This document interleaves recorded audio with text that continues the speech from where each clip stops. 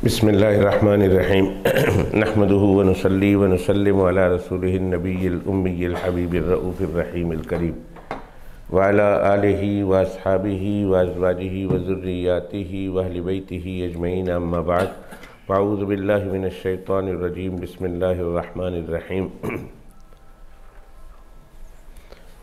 ان اللہ اشترى من المؤمنین انفسهم واموالهم بان لهم الجنہ یقاتلون فی سبیل اللہ فیقتلون ویقتلون وعدا علیہ حقا فی التوراة والانجیل والقرآن ومن اوفى بعہدہ من اللہ فاستبشروا ببیعکم الذی بایعتم بہ وذلک هو الفوز العظیم۔ وقال النبی صلی اللہ علیہ وسلم اصابتان احرزہم اللہ من النار، اصابت تغزو الہند وعصابت تکون مع عیسیٰ ابن مریم علیہم السلام او کما قال صلی اللہ تبارک و تعالی علیہ وسلم۔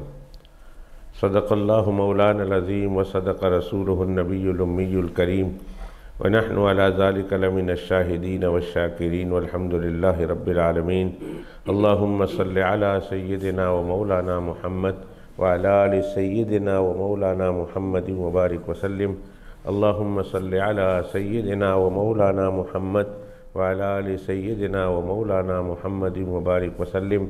اللہم صل علی سیدنا و مولانا محمد وعلى آل سیدنا ومولانا محمد وبارک وسلم وصلی علیہ تسلیما کثیرا کثیرا کثیرا۔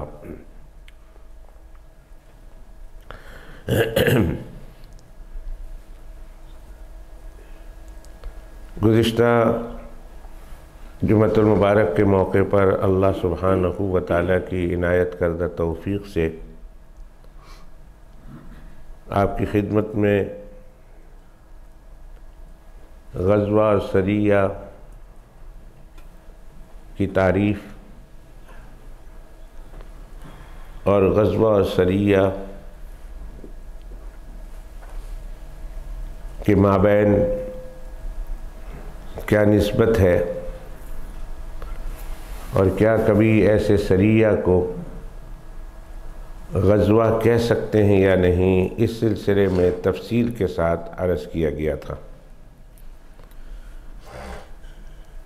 اگرچہ یہ اصطلاح محدثین ہے، مورخین ہے، مفسرین ہے، علماء امت ہے کہ سریہ اس جہاد کو کہتے ہیں جس میں اللہ کے پیغمبر علیہ السلام نہیں تشریف لے گئے، اور غزوہ اس سریہ کو کہتے ہیں، اس جہاد کو کہتے ہیں جس میں اللہ کے پیغمبر علیہ السلام بنفس نفیس تشریف لے گئے۔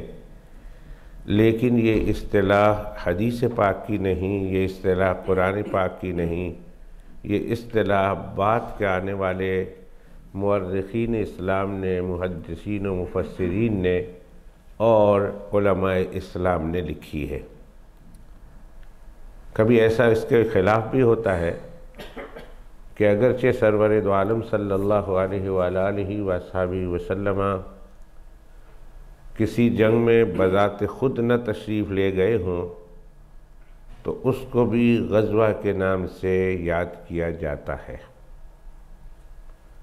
اور اس کی مثال میں نے غزوہ موتہ بتائی جو جارڈن کے علاقے میں وقوع پذیر ہوئی، کہ اگرچہ سرور دو عالم صلی اللہ علیہ وسلم اس جہاد میں بذات خود تو نہیں تشریف لے گئے، لیکن اللہ کے پیغمبر علیہ السلام کے صحابہ کرام رضوان اللہ تعالی علیہم اجمعین کے بڑے بڑے لوگ، جس میں اللہ کے پیغمبر علیہ السلام کے لے پالک بیٹے حضرت زید ابن حارثہ رضی اللہ تعالی عنہ بھی تھے، حضرت جعفر رضی اللہ تعالی عنہ جو سیدنا علی المرتضیٰ کرم اللہ وجہہ الکریم کے بڑے بھائی تھے، وہ بھی تشریف لے گئے، اور شاعر رسول، مداح رسول، ثناخان رسول حضرت عبداللہ ابن رواحہ رضی اللہ تعالی عنہ بھی تشریف لے گئے، اور بڑے بڑے دیگر صحابہ کرام جس میں حضرت خالد بن ولید رضی اللہ تعالی عنہ بھی ہیں، ایسے جلیل القدر حضرات صحابہ کرام کو روانہ کیا۔ پھر بھی اس کو غزوہ کہتے ہیں۔ تو غزوہ کے لیے 100% ضروری نہیں کہ وہ اللہ کے پیغمبر علیہ السلام اس میں تشریف لے گئے ہوں، بلکہ آن حضرت صلی اللہ علیہ وسلم کے امر سے، اجازت سے، اور اللہ کے پیغمبر علیہ السلام کی توجہات اس کے ساتھ شامل حال ہوں، اس کو بھی غزوہ سے تعبیر کیا جا سکتا ہے۔ اب آئیے ہم اس موضوع پر چلتے ہیں کہ جس موضوع کو آج سے میں نے چند ہفتے پہلے شروع کیا تھا، اور وہ موضوع ہے غزوۃ الہند، کہ ہندوستان کا غزوہ۔ سرور دو عالم صلی اللہ علیہ وآلہ وصحبہ وسلم کے دور مبارکہ میں ہندوستان ایگزسٹ کرتا تھا، اور دنیا والے اس علاقے کو الہند سے تعبیر کرتے تھے۔ جیسے ابھی ہم لوگ ہندوستان کہتے ہیں، یہ فارسی کا لفظ ہے۔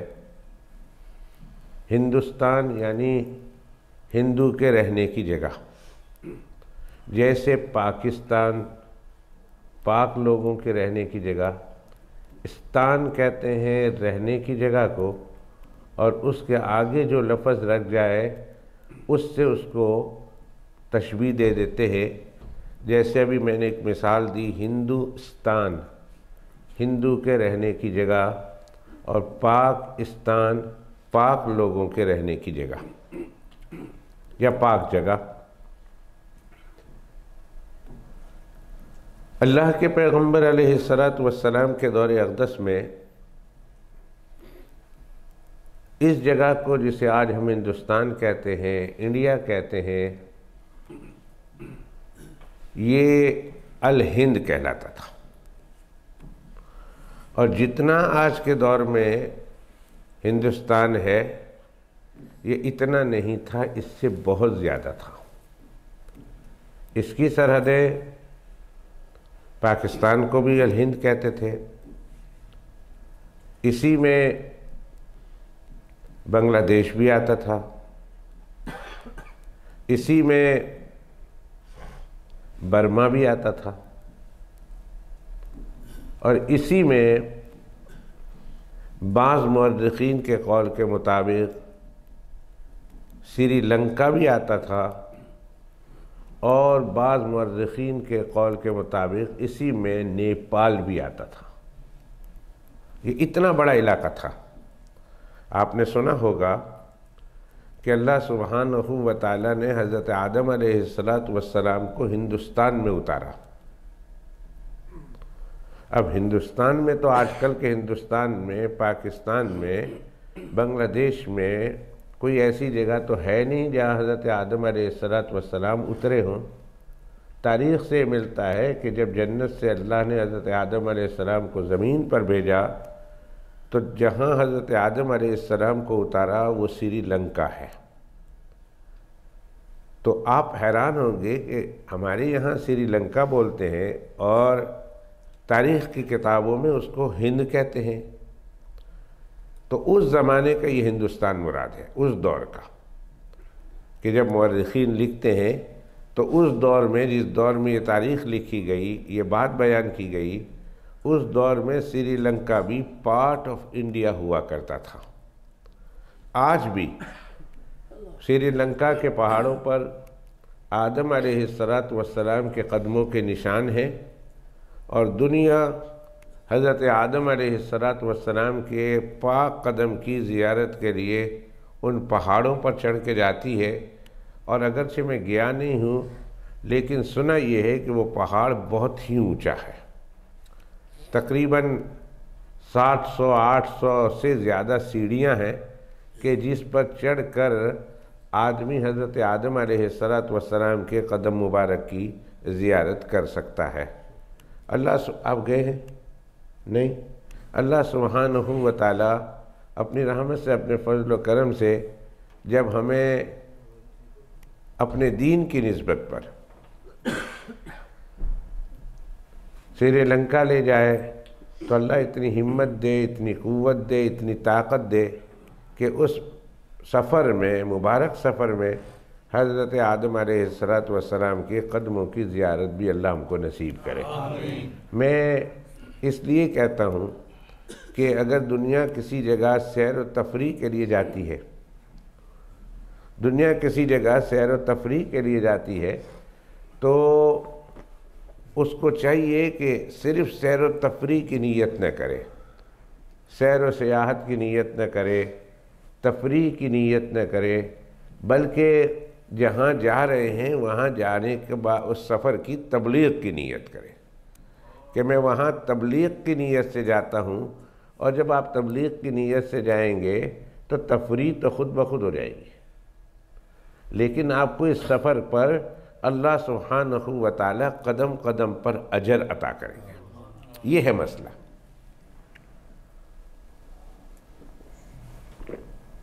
ایسا تو نہیں ہوتا کہ آپ تبلیغ کی غرض سے جائیں تو آپ کی آنکھ بند ہو جائے گی، آپ کو کچھ نظر نہیں آئے گا، اور آپ سیر و تفریح اور ہالیڈے گزارنے کی نیت سے جائیں تو پھر آپ کی آنکھ کھلی رہے گی اور آپ کو سب کچھ نظر آئے گا۔ ایسا تو ہوتا نہیں ہے۔ جس آنکھوں سے آپ سیر و تفریح کے موقع پر چیزیں دیکھیں گے، انہی آنکھوں سے آپ تبلیغ کے موقع پر بھی چیزیں دیکھیں گے، لیکن انجام کے اعتبار سے، ثواب کے اعتبار سے دونوں میں زمین آسمان کا فرق ہے۔ آپ تبلیغ کی نیت سے جائیں گے تو قدم قدم پر اللہ سبحانہ و تعالیٰ کے یہاں سے ہر قدم پر اجر پائیں گے، ہر صبح اجر پائیں گے، ہر شام کو اجر پائیں گے۔ لیکن اگر آپ سیر و تفریح کی نیت سے جاتے ہیں تو ظاہر ہے کہ وہ اجر و ثواب تو نہیں ملے گا جو تبلیغ میں جانے والوں کو ملا کرتا ہے۔ اس لیے جہاں کہیں جانا ہو تو نیت یہ کر لیں کہ میں تبلیغ کی غرض سے جا رہا ہوں، اور وہاں کوئی مسلمان ملے، کوئی اپنا بھائی ملے، اس کے ساتھ دین کی باتیں کر لیں، دین کی شیئر کر لیں۔ تبلیغ صرف سیکھنے سکھانے کے لیے نہیں ہوتی، تبلیغ سیکھنے کی غرض سے جانے والوں کو وہی کہتے ہیں کہ جو انسان نکلتا ہے تبلیغ میں تو اس کا مقصد کیا ہوتا ہے، یا تو جو کچھ میرے پاس ہے وہ میں دوسرے کو سکھاؤں، اور دوسری غرض یہ ہوتی ہے کہ جو کچھ دوسرے مسلمان کے پاس دین ہے وہ میں سیکھوں۔ تبلیغ کا یہی مقصد ہوتا ہے۔ ورنہ چھوٹے چھوٹے بچے اور جو بالکل دین سے دور ہے، دین سے ناواقف ہے، اگر وہ نکلیں تو اسے تبلیغی جماعت نہیں کہنا چاہیے، اس لیے کہ وہ تو سیکھنے کے لیے جا رہے ہیں۔ لیکن پھر بھی ہم کہتے ہیں کہاں گیا چھوٹا تمہارا بچہ؟ کہتے ہیں تبلیغ میں گیا۔ تو معلوم یہ ہوا کہ سیکھنے سکھانے کا نام تعلیم و تعلم کا نام ہے، اور جب بندہ اس سیکھنے سکھانے کے لیے جاتا ہے تو اس راستے کو تبلیغ کہتے ہیں۔ تو بندہ جب جائے کسی جگہ پر تو سیکھنے کے لیے چلا جائے، سکھانے کے لیے چلا جائے کہ اللہ میں جا رہا ہوں، دبئی جا رہا ہوں، اللہ میں ترکی جا رہا ہوں، اللہ میں فلاں جگہ پہ جا رہا ہوں، اللہ میں سیکھنے سکھانے کی نیت سے جا رہا ہوں، کچھ سیکھوں گا وہاں کے لوگوں سے دین کی باتیں، کچھ سکھاؤں گا وہاں کے لوگوں کو دین کی باتیں، تو پھر آپ کا یہ سفر تبلیغی سفر ہوگا۔ اور چونکہ آپ کی نیت میں تبلیغ ہے، اس لیے آپ خود بھی بہت احتیاط کریں گے، اور چونکہ آپ کی نیت میں تبلیغ کو بڑا دخل ہے، اس لیے آپ نماز کے پابند ہوں گے اور دین کے ضروری باتوں کے پابند ہوں گے۔ لیکن جب آپ ایک دفعہ نکلے سیر و سیاحت کی غرض سے، اور دماغ میں بھی یہ ہے کہ میں سیر و سیاحت کی غرض سے نکلا ہوں، تو پھر نماز کے وقت کبھی موقع ملا تو پڑھ لی، اور کبھی نہیں ملا تو کہتے کیڑا اسی تبلیغ بھی جائیں، اسی تو پھرن ٹرن واسطے آئے ہیں، لہٰذا ٹرن پھر لو۔ تو وہ پھر نمازوں کا بھی اہتمام نہیں رہتا، قرآن شریف کے پڑھنے کا بھی اہتمام نہیں رہتا، راستے میں درود شریف کا بھی اہتمام نہیں رہتا، راستے میں ذکر اور اوراد اور وظائف کے پڑھنے کا بھی اہتمام نہیں رہتا، کیونکہ نیت آپ کے پھرنے کی۔ اور اگر آپ کی نیت تبلیغ کی ہوگی تو دیکھیں گے وہی کچھ جو آپ جا کے دیکھتے ہیں۔ لیکن اس کے علاوہ پھر آپ کی نیت کی وجہ سے آپ کے قلب میں ایک دینی ماحول پیدا ہوگا، ایک دینی جذبہ ہوگا، جس کی وجہ سے آپ نماز کی رعایت کے ساتھ، قرآن کی رعایت کے ساتھ ذکر و اوراد کی رعایت بھی آپ کریں گے۔ اب دیکھیں، ایک میں مثال دیتا ہوں۔ یہاں سے آپ لندن جا رہے ہیں، اپنی بہن کو ملنے جا رہے ہیں، اپنے بھائی کو ملنے جا رہے ہیں، اپنے دوست کو ملنے جا رہے ہیں، ہر آدمی محسوس کرے گا۔ ایک اس نیت سے جا رہے ہیں، اور دوسرے آپ اس نیت سے جا رہے ہیں کہ میں لندن جا رہا ہوں تبلیغ کی نیت سے، یا میں فلاں بزرگ سے ملنے جا رہا ہوں، فلاں مجلس میں جا رہا ہوں، دینی مجلس میں جا رہا ہوں۔ آپ محسوس کریں گے کہ ان دونوں پروگرام کے لیے شرکت کے لیے جانے کے دونوں اسفار میں زمین آسمان کا فرق ہوگا۔ آپ گھومنے کے لیے جا رہے ہیں تو آپ کے سر پہ ٹوپی بھی نہیں ہوگی، میں ایک بات کر رہا ہوں، آپ کا پہناوا بھی وہ نہیں ہوگا جو دوسرے سفر میں ہوتا ہے۔ راستے میں دین کی باتیں بھی نہیں کریں گی، کیڑا اسی تبلیغ واسطے نکلے، اسی تو پھرن ٹرن واسطے نکلے، چلو سب طرح کی باتیں۔ لیکن جب آپ تبلیغ کی نیت سے جاتے ہیں، کسی پروگرام میں شرکت کی نیت سے جاتے ہیں، کسی جنازے میں شرکت کی نیت سے جاتے ہیں، تو آپ کی ظاہری اپیرنس بھی بالکل بدلی ہوئی ہوتی ہے، اور باطنی قلب کی کیفیت بھی اگرچہ بزرگوں کی طرح نہیں ہوتی، لیکن اس میں کچھ نہ کچھ تبدیلی ضرور ہوتی ہے۔ وجہ یہ کہ وہ آپ کی نیت ہے، کہ جو آپ نے دل میں نیت کی تھی کہ میں کیوں جا رہا ہوں۔ گھومنے کے لیے جا رہے ہیں تو کسی سے بھی پوچھ لیجئے، بھئی جب آپ چند لوگ جاتے ہیں گھومنے کے لیے تو اس وقت آپ کے دل کی کیا کیفیت ہوتی ہے، اور جب آپ کسی کے ساتھ کسی کے جنازے میں جا رہے ہیں، کسی تبلیغی پروگرام میں جا رہے ہیں، تو اس وقت آپ کے دل کی کیا نیت ہوتی ہے، وہ خود بندہ بتا دے گا کہ میری دو نیتوں میں زمین آسمان کا فرق ہے، اور پورے اسفار کی کیفیت میں زمین آسمان کا فرق ہوتا ہے۔ آپ گھر سے نکلے مارکیٹ کے لیے اور گھر سے نکلے مسجد کے لیے، مجھے بتائیں، میں چھوٹی سی بات میں پورے لمبے سفر کو کم کر کے چھوٹے سفر پہ آ جاتا ہوں۔ گھر سے مارکیٹ کے لیے نکلنا، گھر سے ازدہ کے لیے نکلنا اور گھر سے مسجد کے لیے نکلنا، دونوں کے نکلنے میں آپ کبھی کچھ فرق محسوس کرتے ہیں کہ نہیں کرتے؟ اتنے ہی بتا دیں، یقیناً آپ کے دل کی کیفیت کچھ اور ہوتی ہے۔ جو لوگ نیک ہوتے ہیں ان کی بات میں نہیں کر رہا، میں میرے جیسے ایسے لوگوں کی بات کر رہا ہوں، سادے لوگوں کی بات کر رہا ہوں، کہ جب ہم لوگ گھر سے نکلتے ہیں دو مختلف نیتیں ہوتی ہیں تو دو مختلف اسفار ٹوٹلی کہلاتے ہیں۔ مسجد میں آتے وقت ہمارا، اس کو بھی اور چھوٹا کرتا ہوں،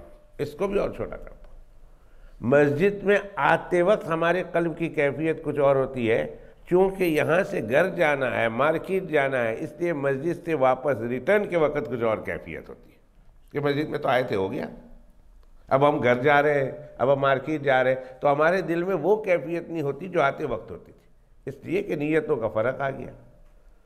مجھے ایک واقعہ یاد آیا کہ ایک اللہ والے کے ایک بہت بڑے مرید تھے، انہوں نے گھر بنایا۔ گھر بنانے کے بعد گھر جب مکمل ہو گیا تو انہوں نے دوستوں کو دعوت دی کہ آ جاؤ بھائی ہمارے یہاں کھانا کھا لو، نیا گھر بنا ہے۔ تو نئے گھر کی دعوت عربوں میں مشہور ہے، اگرچہ شرعی طور پر اس کا کوئی اعتبار نہیں، اچھا یہی ہے کہ بھائی گھر بن جائے، رہنے کے لیے جاؤ تو قرآن شریف کی تلاوت کر لو، اچھی طرح خود نہیں کر سکتے دوستوں سے کروا لو، کسی اپنے خاص الخاص بندے کو، اللہ والے کو، بزرگ کو بلاؤ، دعا کرا لو، بس اس سے زیادہ اور اس کی کوئی اہمیت نہیں ہے۔ ہمارے یہاں ایک عجیب و غریب رواج ہے کہ جب ہم بنیادیں کھودتے ہیں اور بنیادیں بھرنوں کا وقت آتا ہے، اللہ معاف فرمائے، اللہ معاف فرمائے، بہت سارے ایسے جاہل موجود ہیں کہ جو بنیادوں میں جانوروں کا خون ڈالتے ہیں، پتہ نہیں کیوں، جانوروں کا خون ڈالو جی بنیادوں میں، کیوں حاجی صاحب سنا ہے نا، بہت ساری جگہوں پر جانوروں کا خون ڈالتے ہیں۔ ارے اللہ کے بندو، جس کے گھر کی بنیاد میں جانور کا خون ہو، اس میں برکتیں کہاں سے آئیں گی؟ وہاں بنیادوں میں تو پاک ہاتھوں سے ڈالو بھائی، نیک ہاتھوں سے بنیادیں ڈلواؤ، تو پھر اس میں برکتیں آئیں گی۔ یہ تو جانوروں کا خون ڈلواتے ہیں، ذبح کرواتے ہیں، گڑھے میں ڈالتے ہیں، پھر اس کے اوپر جو ہے وہ سارا کچھ ڈالتے ہیں۔ یہاں بعض جگہوں پر یہ رواج ہے کہ گھر بن جاتا ہے، مکمل تعمیر ہو جاتا ہے، تو پھر گھر کے مین دروازے پر، کبھی چھت کے اوپر، کبھی گھر کے پچھواڑے میں، کبھی اگواڑے میں، بہرحال کہیں نہ کسی جگہ پر جانور کو ذبح کرنا ہوتا ہے تاکہ اس گھر کو نظر نہ لگے، اور جو اس گھر کو نظر لگے، گھر والوں کو نظر لگے، وہ اس جانور کا خون کا نذرانہ دے کر، جان کا نذرانہ دے کر اس کو پورا کر دیتے ہیں۔ فَإِنَّا لِلَّهِ وَإِنَّا إِلَيْهِ رَاجِعُونَ۔ یہ بھی کوئی بات نہ ہوگی، یہ بھی نری جہالت ہے، یہ بھی نری حماقت ہے کہ چھتوں پر جانور کا ذبح کرنا، مین دروازے پر ذبح کرنا، یا گھر کے حدود کے اندر جانور کا ذبح کرنا، اور یہ نیت کرنا کہ اس گھر والوں پر جو نظر پڑنے والی ہے، اللہ سبحانہ و تعالیٰ کے پاک خدمت میں، جناب میں، یہ جانور کا نذرانہ دے دیتا ہوں تاکہ میرے گھر والوں پر نظر ہی نہ پڑے۔ ایسا تو ہوتا نہیں ہے، یہ بھی ایک فضول رسم ہے۔ ہاں، جو رسم موجود ہے وہ رسم یہ ہے کہ آپ کسی اپنے گھر میں خود اپنے بیوی بچوں کے ساتھ تلاوت کریں، رات رہنے جانا ہو، اس رات سے پہلے، اس کے رہنے سے پہلے آپ گھر میں تلاوت کروا دیں، سورہ بقرہ پڑھوا دیں، اذان دلوا دیں، قرآن شریف کی تلاوت کرا دیں، یاسین شریف ختم کروا دیں۔ یہ سارا کام تو ہم خود کر سکتے ہیں، اس کے لیے کسی باہر والے کو بلانے کی ضرورت نہیں ہے کہ مولوی صاحب آوے تبھی ختم ہوگا، حافظ صاحب آوے تبھی ختم ہوگا، میاں جی آوے تبھی ختم ہوگا۔ یہ سارا کا سارا ڈھکوسلہ ہے، یہ سارا کا سارا، اللہ معاف فرمائے، میں اپنی برادری کے بارے میں کہتا ہوں کہ ہماری برادری نے کھانے کے طریقے بنا رکھے ہیں، مولوی برادری نے، کہ اگر تم نے نہیں کیا، مولوی صاحب کو نہیں بلایا تو تمہارا ختم نہیں ہوا جی، تم نے مولوی صاحب کو نہیں بلایا تو تمہارا پڑھائی نہیں ہوئی جی، تم نے مولوی صاحب کو نہیں بلایا تو تمہارے بزرگوں تک نہیں پہنچا جی۔ یہ کیا بات ہے؟ اللہ سبحانہ، تمہارے مولوی صاحب ہی جانتے ہیں، اللہ پاک نہیں جانتے تمہارے بزرگوں کو جو چلے گئے ہیں؟ کیا تمہارے مولوی صاحب اللہ سبحانہ و تعالیٰ سے زیادہ جاننے والے ہیں؟ تمہارے اللہ کو پتہ نہیں ہے؟ بھائی تم نے پڑھا اور اب تمہارے مرحومین تک پہنچانا ہے، تو پڑھا ہے، دل میں ارادہ ہے کہ اللہ میں نے مرحوم کے لیے پڑھا ہے، آپ اللہ سے کہتے ہیں اللہ میرے فلاں مرحوم کو پہنچا دے۔ اللہ کو تو پتہ ہے تمہارا فلاں مرحوم کون ہے، کہ نہیں معلوم اللہ کو؟ کہ تمہارے استاد جی کو زیادہ معلوم، یا تمہارے علاقے کے مولانا صاحب کو زیادہ معلوم؟ ظاہر ہے ایک طرح کی نری جہالت ہے۔ خدا کے واسطے میں ہاتھ جوڑ کر اپیل کرتا ہوں، اللہ کے واسطے، اللہ کے واسطے، اللہ کے واسطے اس حماقت سے نکلو، اس جہالت سے نکلو، اس گندی سوچ سے نکلو۔ یہ کیا بات ہوئی بھائی کہ ہم نے مولوی صاحب کو بلانا ہے اور انہوں نے دعا کرنی ہے تبھی ہمارے مردوں تک پہنچنا ہے؟ ہندوستان کا ایک واقعہ یاد آیا تو چلتے چلتے سنا دوں، پھر مجھے یاد دلانا میں کہاں سے نکلا ہوں۔ ہندوستان میں ایک مسجد کے ایک گاؤں کے میاں جی تھے، سارے گاؤں کا ختم وہی پڑھا کرتے تھے، کوئی مر جائے، کسی کو کوئی پہنچانا ہو، کچھ کرنا ہو تو سب کچھ میاں جی کو لا کے دیتے تھے، میاں جی بڑی خوشی سے ختم کرتے تھے۔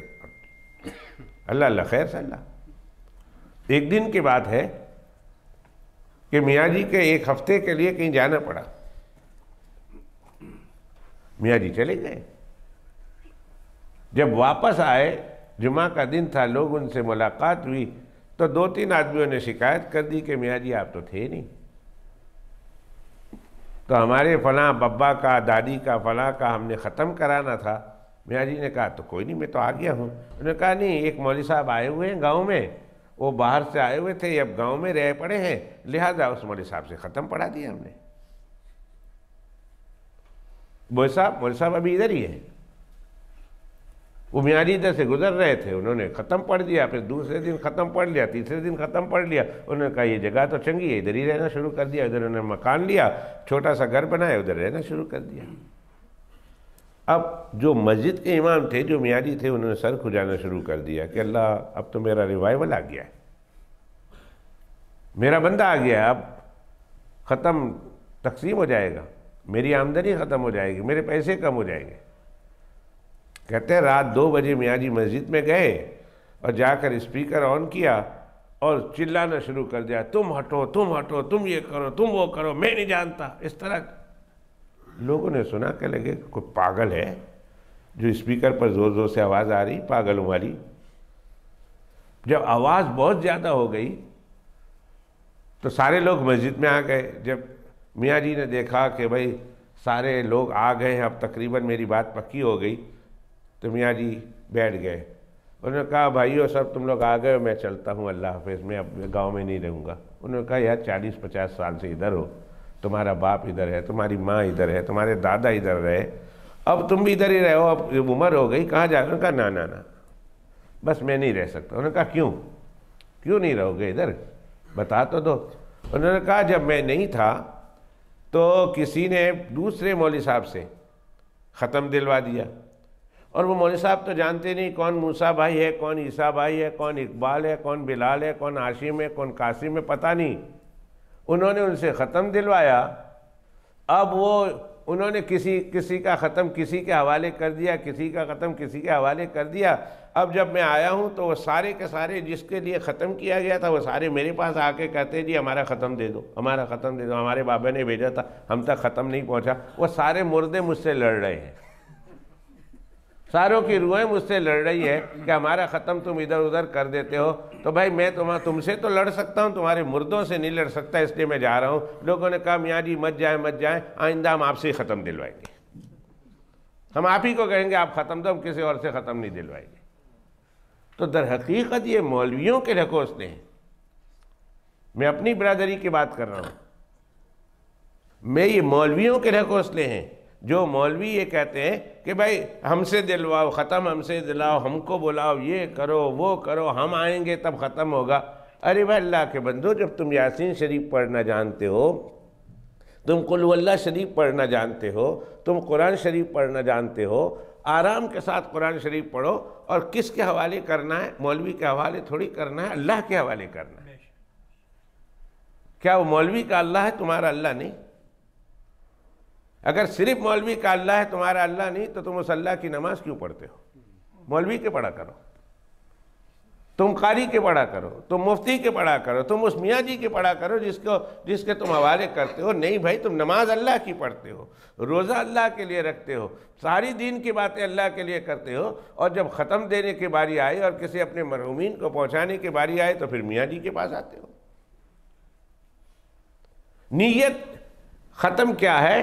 دل کے ارادے کا نام ہے کہ میرے اللہ میں نے فلاں کے لیے پڑھا ہے، میں نے فلاں کے لیے دیا ہے، اے اللہ جو مجھے ثواب ملنے والے ہے اس کا ثواب تو میرے فلاں مرحوم کو پہنچا دے۔ اللہ کو پتہ ہے نا آپ کا فلاں مرحوم کون ہے کہ نہیں ہے؟ کہ جو آدمی یہ کہے کہ نہیں پتہ پھر مولوی کو ضرور پکڑے، لیکن اگر کسی کو یہ پتہ ہے کہ میرا اللہ سب کچھ جانتا ہے، سب کو جانتا ہے، تو پھر اللہ سبحانہ و تعالیٰ کی پاک بارگاہ میں دینا ہے کہ میرے اللہ یہ میں نے پڑھا ہے، میں تیرے پاک بارگاہ سے اس کا ثواب مجھے حاصل ہونا ہے، اللہ میں یہ ثواب فلاں کی روح کو بخشتا ہوں بطفیل سرکار مدینہ صلی اللہ علیہ وسلم۔ اب اللہ تعالیٰ اس کا ثواب فلاں کو پہنچا دیں گے۔ تو یہ ختم ہے، یہ اس موقع پر انسان کو باہر سے بلانے کی ضرورت نہیں ہے۔ ہاں دوستوں کو اکٹھا کر رہے ہیں، ساتھیوں کو اکٹھا کر رہے ہیں، بھائیوں کو اکٹھا کر رہے ہیں، تو پھر ایسی صورت میں مولوی صاحب بھی آپ کے دوست ہیں، ان کو بھی بلا لیں۔ اور مجمع میں چونکہ وہ زیادہ جانتا ہے دوسروں کے مقابلے میں، اس لیے اسے کہے دعا کر دے، ورنہ تو ہر ختم کے لیے ہر جمعرات کو بلانا کوئی عقل مندی ہے، ہر ونڈے کو بلانا کوئی عقل مندی ہے، ہر ختم پہ بلانا کوئی عقل مندی ہے۔ دیکھو میں اپنے پیٹ پر لات نہیں مارنا چاہتا کہ مجھے نہ بلاؤ، میں اول اللہ کے فضل و کرم سے جاتا بھی نہیں ہوں، لیکن میں اپنی برادری کی ایک کمزور بات بتا رہا ہوں، مولوی برادری کی کمزور بات بتا رہا ہوں کہ ہم لوگوں نے خام مخواہ عوام میں یہ غلطی پھیلا رکھی ہے کہ مولوی کے بغیر ختم ہوتا نہیں۔ اگر مولوی کے بغیر ختم کراؤ گے تو پہنچے گا نہیں۔ فَإِنَّا لِلَّهِ وَإِنَّا إِلَيْهِ رَاجِعُونَ، اس کا مطلب ہے کہ مولوی تمہارے لوگوں کو زیادہ جانتا ہے اور اللہ سبحانہ وتعالیٰ جانتے نہیں۔ تو موت میت کا ختم ہے۔ اسی طرح گھر آپ نے بنایا ہے، اور گھر کے بن جانے کی خوشی میں آپ دوستوں کو دعوت کے لیے بلاتے ہیں، ضرور بلائیے۔ اس سے پہلے آپ قرآن شریف پڑھیے، یاسین شریف پڑھیے۔ اگر کچھ بھی نہیں آتا تو اللہ کے کلام میں سے جو کچھ آپ کو آتا ہے، ایسا تو ہے نہیں کہ کسی مومن کا دل اللہ کے کلام سے خالی ہو، اور اگر خالی ہے تو خالی رہنا نہیں چاہیے۔ فرمایا جناب رسول اللہ صلی اللہ علیہ وسلم نے، جس مومن کا دل اللہ کے کلام سے خالی ہے سمجھو کہ وہ بیابان ہے، جنگل ہے۔ جس طرح جنگل میں کچھ بھی نہیں ہوتا، وہ سنسان ویران گھر ہے کہ ویران گھر میں پھر بھوت آتے ہیں، پریت آتے ہیں، پھر اس گھر میں ناجائز چیزیں آ جاتی ہیں، ناپسندیدہ چیزیں آ جاتی ہیں۔ جس دل میں اللہ کا کلام نہیں ہے وہ ویران گھرانے کی طرح ہے۔ کل بیت الخرب، اللہ کے پیغمبر علیہ السلام فرمایا وہ ویران گھرانے کی طرح ہے جس گھر میں اللہ کا کلام نہیں ہے۔ اس دل میں زیادہ سے زیادہ اللہ کے کلام کو داخل کرنے کی کوشش کرو، جتنا ہو سکے۔ تھوڑا تھوڑا کر کے روز روز ایک ایک آیت یاد کرو، روز روز ایک ایک جو ہے لفظ یاد کرو، تاکہ اللہ سبحانہ و تعالی ہمارے دل کو اپنے کلام کا خزینہ بنا دے، اپنے کلام کا جگہ بنا دے، اور ہمارے قلب میں اللہ کے کلام کا زیادہ سے زیادہ حصہ رہے۔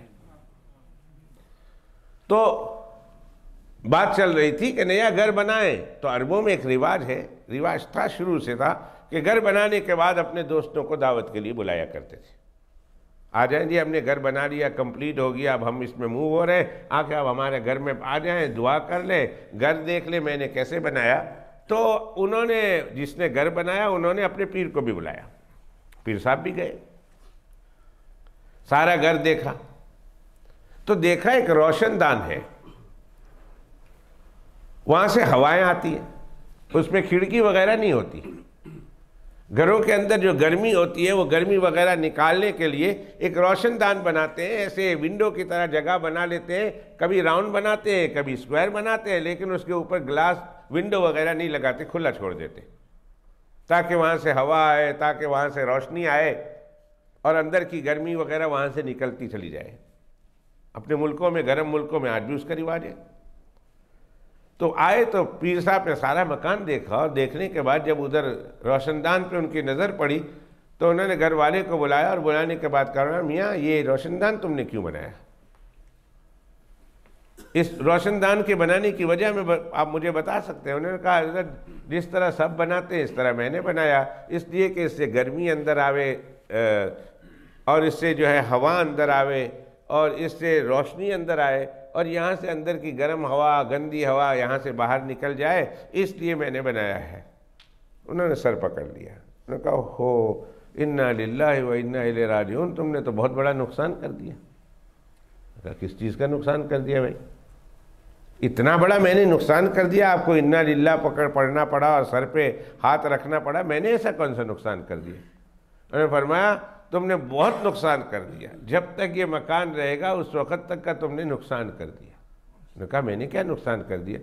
کہا تم نے غلط نیت کر دی، اگر تم یہ نیت کرتے کہ میں اس لیے روشن دان رکھ رہا ہوں کہ یہاں سے آذان کی آواز آتی رہے گی، تو جب تک یہ گھر کھڑا ہے، جب تک یہ روشن دان کھڑا ہے، تمہیں اذان کے آنے کا ثواب ملتا رہے گا، اس لیے کہ تم نے اچھی نیت کی، تمہاری نیت بہت اچھی ہے کہ تم نے یہ نیت کی ہے کہ یہاں سے اللہ کے اذان کی آواز آتی رہے گی، اللہ کے منادی کی آواز آتی رہے گی، لہذا تم نے نیت اچھی کی، جب تک یہ کھڑکی رہتی اس وقت تک تم کو ثواب ملتا۔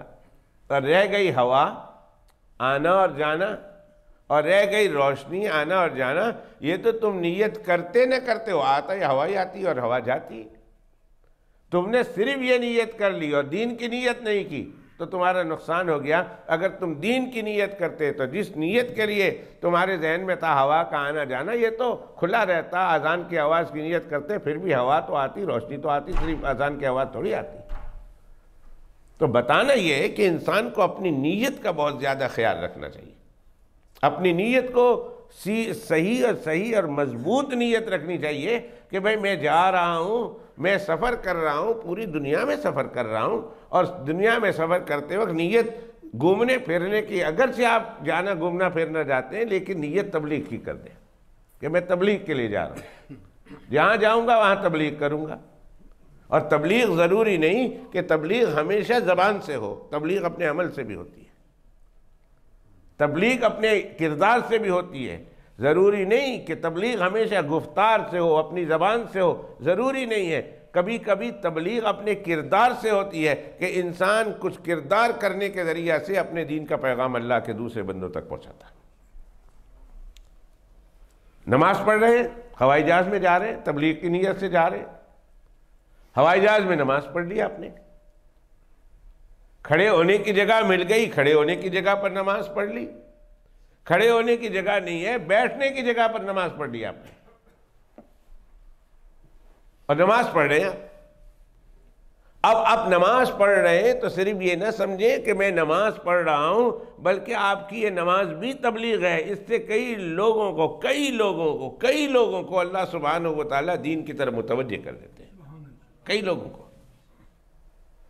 امریکہ جا رہا تھا، راستے میں نماز کا وقت آ گیا ظہر کا، میرے ساتھ ادھر ایک گورا بیٹھا ہوا تھا، وہ لیورپول کا فین تھا اور میں بھی لیورپول کا فین ہوں، اور ان دنوں میں کہیں لیورپول کھیل رہی تھی یورپ میں، تو بات چل رہی تھی اور غالباً یونائٹڈ تھی، یونائٹڈ ہار کے آئی تھی اور لیورپول ابھی اس میں تھی، ہم لوگ بات کر رہے تھے اور وہ تھوڑا سویا ہوا تھا۔ میں نے کہا میں نماز پڑھ لیتا ہوں، کرسی پر بیٹھ کر میں نے نماز شروع کی، وہ جاگ گیا اور وہ بات کرنا شروع کر رہا میرے سے، اور میں جواب نہیں دے رہا، میں نماز میں تھا۔ اب وہ مجھے ہلو ہلو کہہ رہا اور میں دیکھ بھی رہا، اس کی آنکھ کھلی ہے، حرکت بھی کر رہا، میری طرف دیکھ نہیں رہا، وہ پھر خاموش ہو گیا۔ تو میں نے نماز کے بعد دعا وغیرہ پڑھ کے میں نے اس سے اپولوجیز کی، میں نے کہا معاف کرنا، میں پریئر میں تھا اس لیے میں تم سے بات نہیں کر سکا، اور ہماری پریئر ہوتے ہوئے نماز میں کسی سے بات کرنے کی اجازت نہیں ہے۔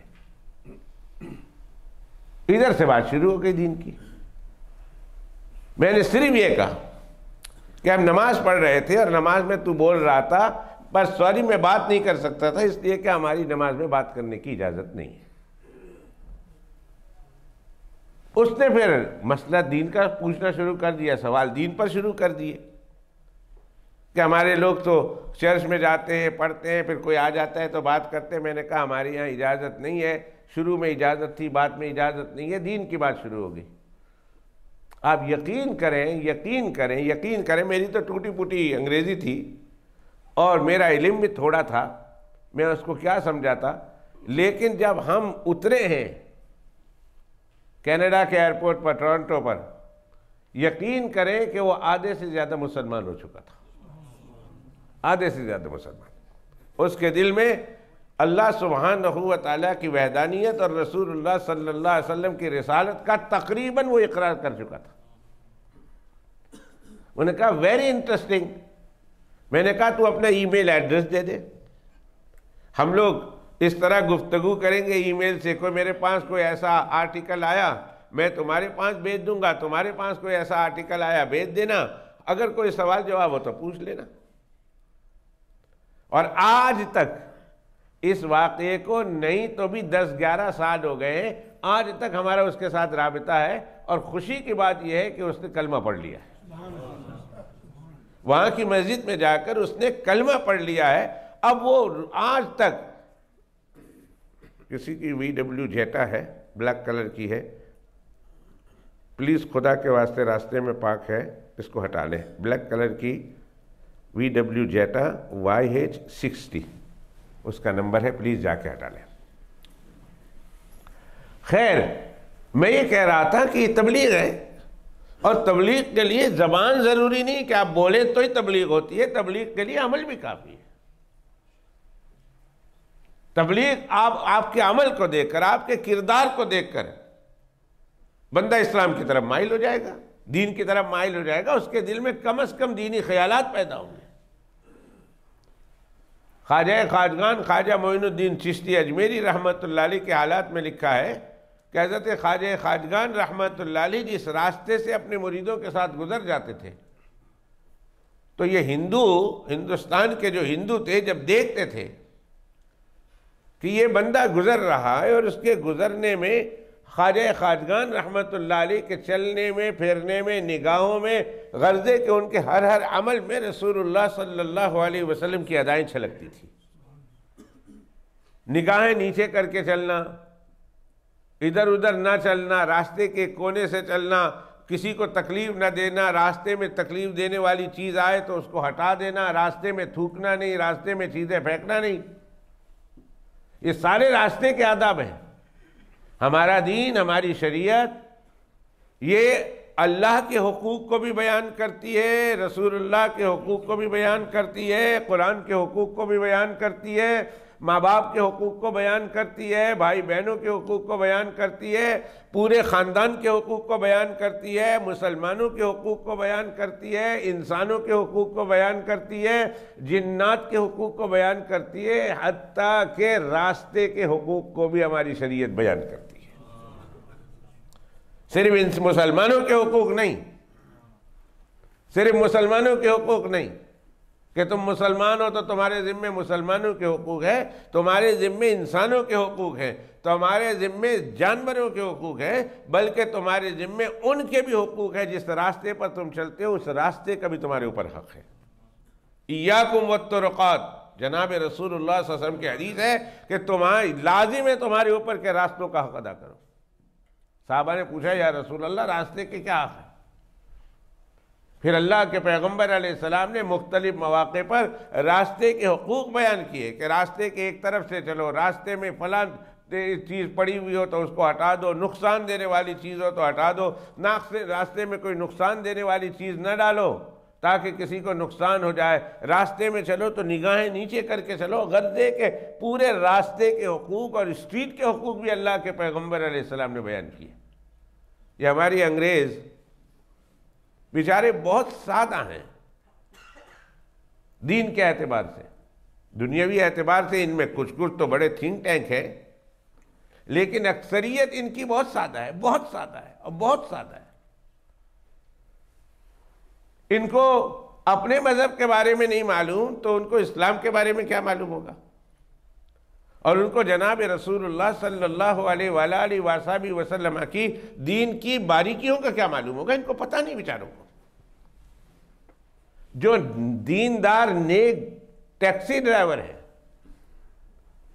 جن کو خدا کا خوف ہے، جن کو آخرت کا خوف ہے، آخرت کا تقوی ہے، اور وہ ٹیکسی بھی کرتے ہیں ذریعہ معاش کے لیے، ان سے پوچھئے جب وہ ڈرائیونگ کرتے ہیں اور کوئی آ جائے پیسنجر اور اس کے ساتھ دین کی باتیں کرتے ہیں تو پھر اس سننے والے پر، اگلے بندے پر اس کا کیا اثر پڑتا ہے۔ حالانکہ آپ جانتے ہیں کہ جو ہے ٹیکسی کے ڈرائیور اکثر جو ہے وہ پورے عالم نہیں ہوتے، دین کے ساری باریک باتوں سے واقف نہیں ہوتے، لیکن جتنی موٹی موٹی باتیں ان کو معلوم ہے، جب وہ اپنے کسٹمرز کے ساتھ جب باتیں کرتے ہیں تو وہ بہت متاثر ہوتے ہیں، بہت زیادہ اثر لیتے ہیں، اس لیے کہ ان بیچاروں کو پتہ نہیں، ان کو اپنے دین کا نہیں پتہ، ان کو اسلام کا کیا پتہ۔ لیکن جب ایک مسلمان ہمت کر کے ان کے ساتھ باتیں کرتا ہے اسلام کی، اور جتنا معلوم ہے اس کو پتہ ہے، اور دین کی باریک باتیں ان کو بتاتا ہے، تو بہت متاثر ہوتے ہیں، اور صرف اسی کو سن کر وہ مسلمان ہو جاتے ہیں۔ یہ ڈاگ لورز، ہم جب دیکھتے ہیں ان کو تو ہم کہتے ہیں جی بڑے گندے لوگ ہیں، ڈاگ لورز ہیں، لیکن جب ان کے سامنے اللہ کے پیغمبر علیہ السلام نے جانوروں کے جو حقوق بیان کیے، اس طریقے سے ان کے سامنے باتیں کرو، راستے کے جو حقوق ہیں وہ بیان کیے، وہ بتاؤ، درختوں کے کیا حقوق ہیں وہ بتاؤ، درختوں کے حقوق الاؤڈ نہیں ہے کہ اگر آپ کسی علاقے میں جا رہے ہیں، اگرچہ جہاد کی غرض سے جا رہے ہیں، وہاں جا کر لڑائی ہوتی ہے، اللہ کے پیغمبر علیہ السلام نے فرمایا لا یعضد بہا شجرہ، کہ وہاں جا کر وہاں کے کسی درخت کو بلا وجہ کاٹنا نہیں ہے۔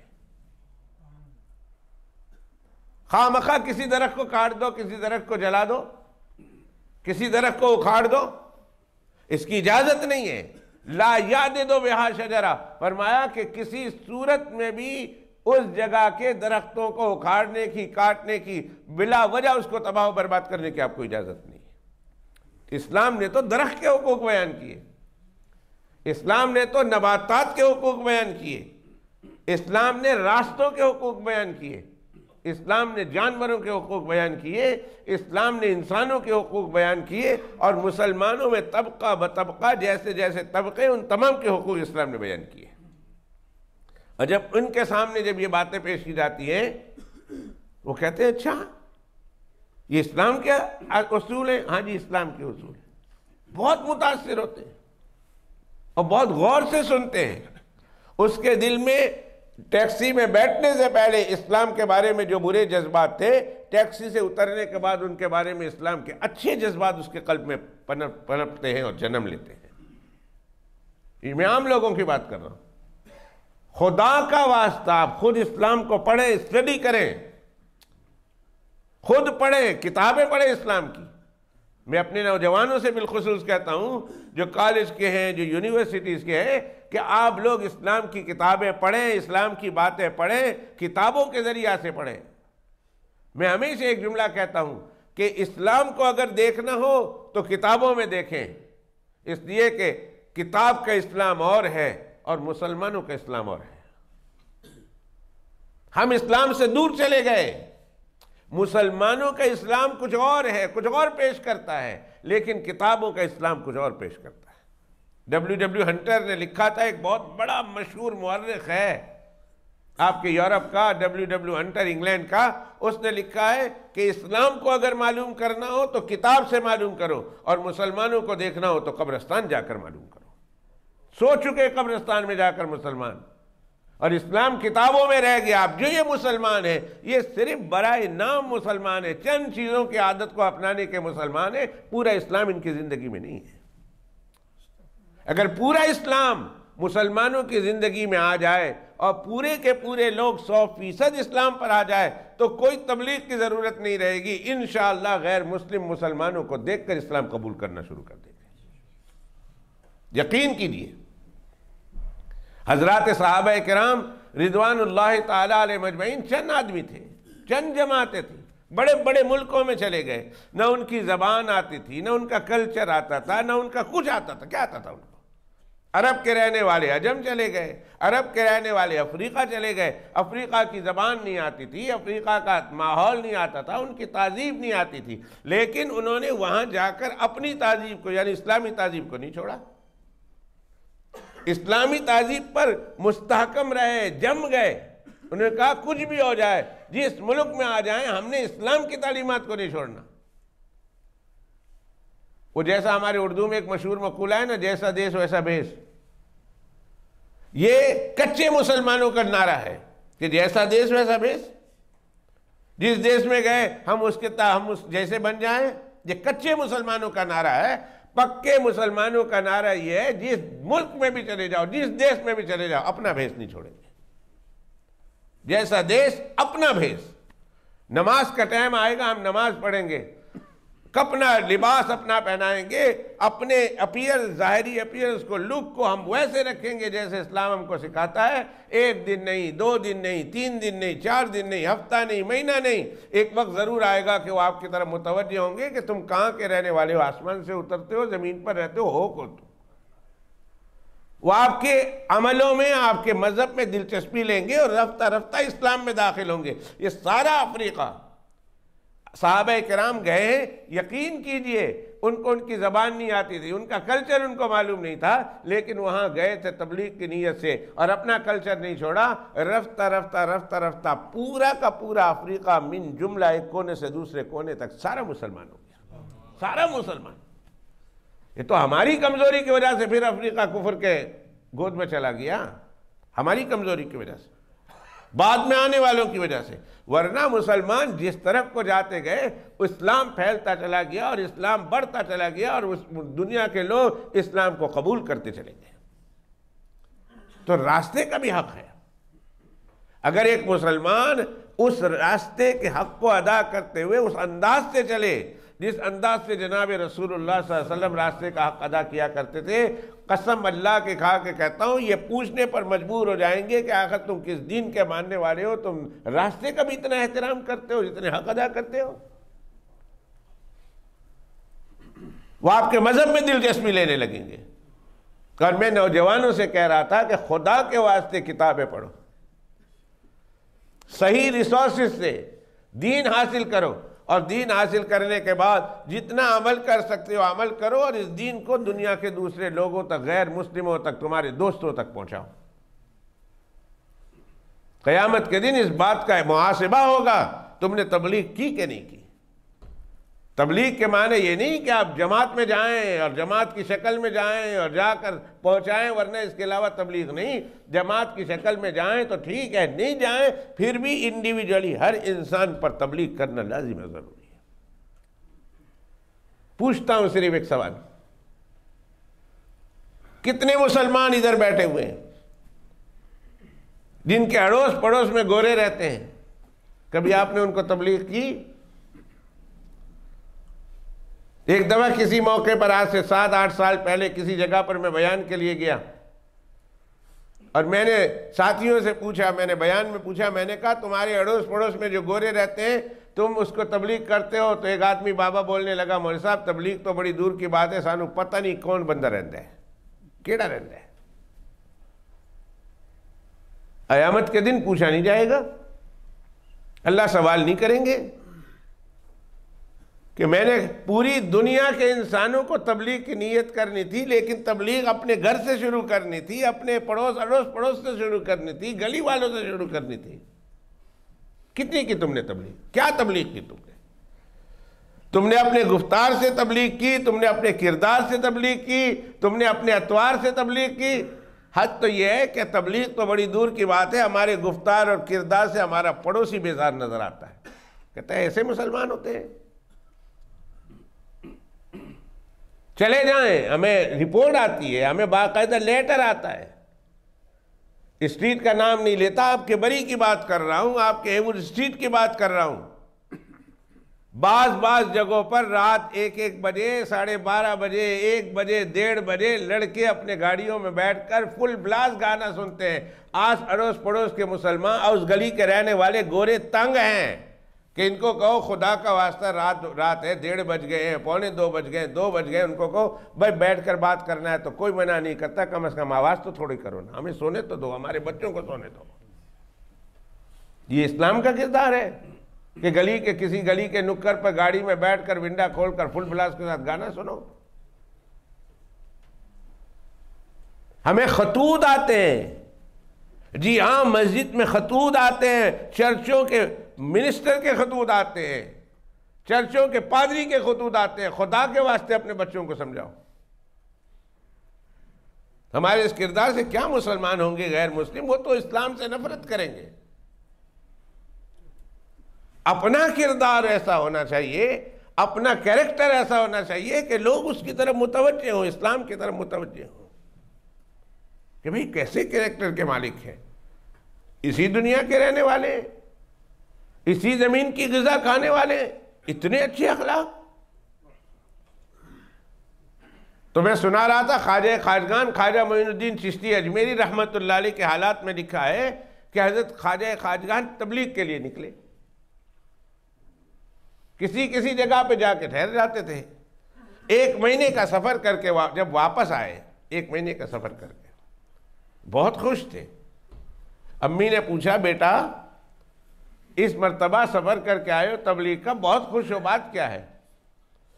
تو بیٹے نے جواب دیا اماں یہ تبلیغی سفر میرا بڑا کامیاب رہا۔ انہوں نے کہا کیا کامیاب رہا؟ فرمایا صرف اس 1 مہینے کے سفر میں 7 لاکھ آدمیوں نے 700,000 لوگوں نے اسلام کا کلمہ پڑھ لیا ہے، صرف اس ایک سفر میں، 1 مہینے کے سفر میں 7 لاکھ آدمیوں نے اسلام قبول کیا۔ ماں نے کہا بیٹا یہ سب کچھ میرے عمل کا نتیجہ ہے، وہ ایک الگ مسئلہ ہے۔ تو 7 لاکھ انسان 1 مہینے میں تبلیغ تو نہیں کی ہوگی زبان سے، اپنے گفتار سے نہیں، اپنے کردار سے انہوں نے ثابت کیا کہ اسلام ایک امن پسند مذہب ہے، اسلام ایک پیسفل مذہب ہے، اسلام انسانوں کو ہر ایک کے حقوق ادا کرتا ہے، راستے کا بھی حق ادا کرتا ہے۔ تو خیر بات بہت دور چلی گئی اور میں نے تو غزوہ ہند شروع کیا تھا۔ میں یہ بتانا چاہتا تھا کہ اس زمانے کا ہندوستان، اس زمانے کا نبی کریم صلی اللہ علیہ وسلم کے دور کا ہندوستان بہت بڑا وسیع ہندوستان تھا۔ اس کی سرحدیں ایک طرف یہ انڈیا کو پہنچتی تھی تو دوسری طرف سری لنکا بھی، اور تیسری طرف پاکستان بھی، چوتھی طرف بنگلہ دیش بھی، 5ویں طرف برما بھی، اور بعض تاریخ کے مطابق اس دور کا نیپال بھی ہندوستان ہی کا حصہ سمجھا جاتا تھا۔ اور اس زمانے میں اس علاقے کو الہند کے نام سے یاد کرتے تھے، الہند عربی میں. اور وہاں سے جو شخص ٹریول کر کے آئے عربوں میں تو اسے الہندی کے نام سے یاد کرتے تھے. ابھی بھی کہتے ہیں، ابھی بھی ہم کو الہندی بولتے ہیں، الہندی الہندی الہندی، یعنی ہندوستان کا رہنے والا. تو جناب رسول اللہ صلی اللہ علیہ وسلم کے زمانے کا ہندوستان میں نے آپ کو بتا دیا کہ ہندوستان کا اس زمانے کا علاقہ بہت بڑا تھا، بہت بڑا وسیع تھا. تو حضرت صلی اللہ علیہ وسلم نے ایک مرتبہ حضرات صحابہ کرام کے سامنے ایک حدیث پیش کی. فرمایا عصابتان، دو جماعتیں ایسی ہوں گی، احرزہم اللہ من النار، اللہ تعالیٰ نے ان جماعت میں شرکت کرنے والوں کو جہنم سے حفاظت کا پروانہ دے دیا ہے. یعنی یہ آدمی جہنم سے بری ہے، جہنم میں نہیں جائے گا. ان کو جنت کی ٹکٹ مل گئی ہے، جہنم سے حفاظت کا اللہ سبحانہ وتعالیٰ نے ان کے ساتھ وعدہ کر لیا. اللہ نے ان کو جہنم میں نہیں بھیجنا، اس جماعت میں دو جماعتوں میں شریک ہونے والے کو. ایک وہ جماعت ہے اصابت تغزو الہند، ایک وہ جماعت ہے، ایک وہ لشکر ہے کہ جو ہندوستان پر حملہ کرے گا، ہندوستان کے ساتھ لڑائی کرے گا، غزوہ کرے گا ہندوستان کے ساتھ. اس جماعت کے ایک ایک فرد کے بارے میں جناب رسول اللہ صلی اللہ علیہ وسلم نے اطلاع دے دی، پیشن گوئی فرما دی. اللہ کے پیغمبر علیہ السلام نے خوشخبری دے دی کہ یہ ایک ایک فرد اس جماعت کا شریک یہ جنت میں جائے گا، اور اللہ نے ان کو جہنم سے محفوظ کر دیا ہے. اور دوسرے کے بارے میں فرمایا وَإِصَابَةٌ تَكُونُ مَعَ عِيسَىٰ ابْنِ مریم علیہ السلام، اور دوسرا طبقہ وہ ہے جو حضرت عیسیٰ علیہ السلام کے لشکر میں شریک ہو کر دجال کے مقابلے میں اترے گا، اللہ کے دشمنوں کے مقابلے میں اترے گا، اور دجال کے ساتھ جن کی لڑائی ہوگی آخر میں. اس جماعت میں شرکت کرنے والے ایک ایک فرد کے بارے میں اللہ کے پیغمبر علیہ السلام نے فرمایا کہ یہ لشکر بھی ایک ایک فرد اپنے ماں ایک ایک فرد کے جنت میں جائے گا، اور کوئی جہنم میں نہیں جائے گا. اب حضرت عیسیٰ علیہ السلام کے ساتھ جن کا ہونے والا ہے، ٹکر ہونے والی ہے، وہ تو قرب قیامت میں ہوگی. وہ تو جب حضرت عیسیٰ علیہ السلام نازل ہوں گے